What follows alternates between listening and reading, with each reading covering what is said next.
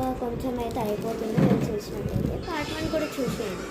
అలా చూసినట్టు నేను కూడా అక్కడ ఒక ఫ్లవర్ 2 క్లౌడ్స్ వేసింది, మిగతా మాత్రమే చాలా బాగా వేసింది. అది మొత్తం అయిపోయింది, చాలా ఎగ్జాస్టెడ్ అయింది. సో ఇప్పుడైతే మా అక్క వేసిన ఆర్ట్ చూపిస్తాను.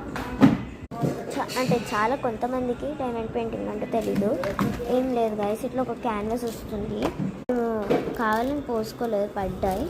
సో ఇలా బీట్స్ అనేవి వస్తాయి ప్యాకెట్స్, ఇలా ఉంటాయి.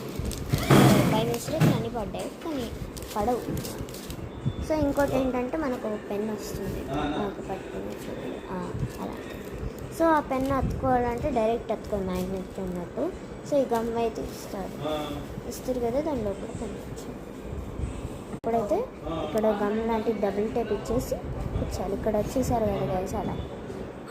సో ఇప్పుడు మా అక్క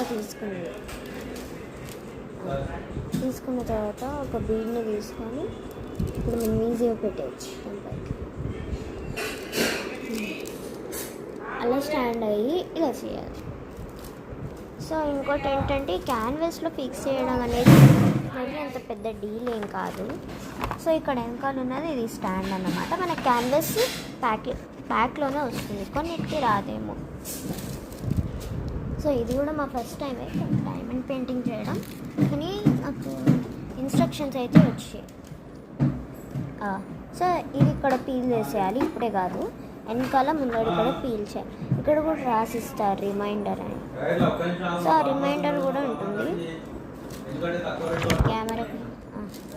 సో ఇక్కడ ఇట్లా రిమైండర్ ఉంటుంది, please peel off the protective films.